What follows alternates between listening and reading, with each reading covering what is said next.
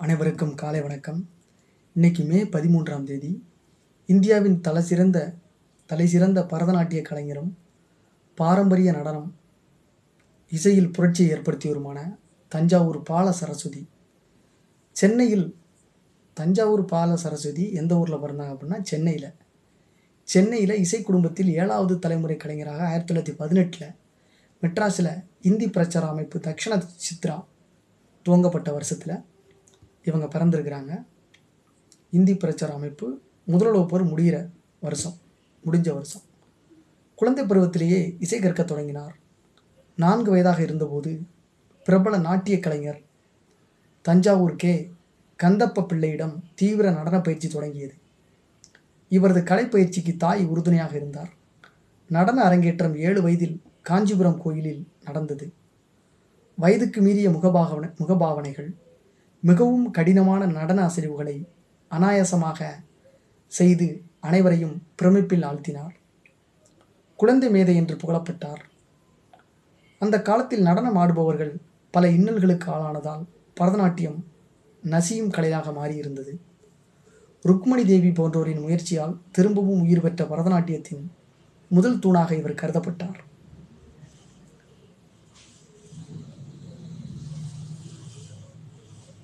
நடனக் கலைஞர்களுக்கு சமூகத்தில் மிகப்பெரிய அந்தஸ்தை பெற்றுக் கொடுத்தார்.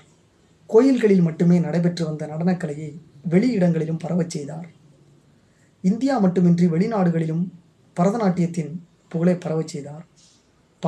பாரம்பரிய நடனம், இசை ஆகிய இரண்டையும் கற்றுத்தேர்ந்து இரண்டிலும் புரட்சியை ஏற்படுத்தினார். இவரது நடனத்தால் கவரப்பட்ட பிரபல நடன இயக்குனர் உதய் சங்கர் இவரது நடனக்கலையை நாடு முழுவதும் பரவச் செய்தார்.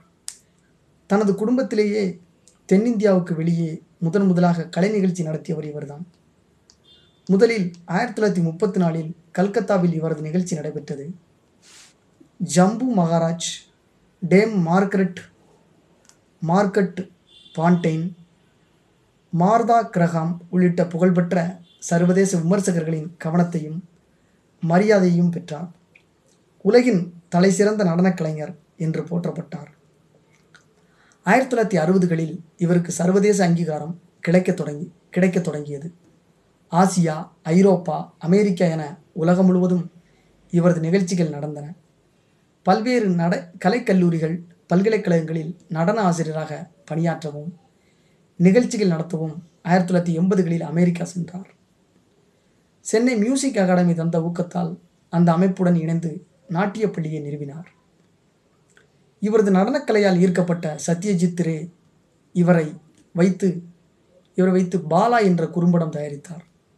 நாட்டின் 2வது உயரிய விருதான பத்ம விபூஷன் இவருக்கு கிடைத்தது. சென்னையில் உள்ள இந்தியன் ஃபைன் ஆர்ட்ஸ் சொசைட்டி இவருக்கு சங்கீத கலா சிகாமணி விருதை வழங்கியது.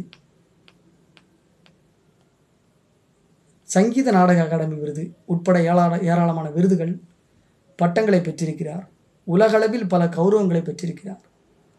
இந்தியாவில் பரதநாட்டிய கலைக்குழு கலைக்கு புத்துயிர் அளித்து பரதநாட்டியத்தில் தனி முத்திரை பதித்த பால சரஸ்வதி 66வது வயதில் 1984 மறைந்தார்.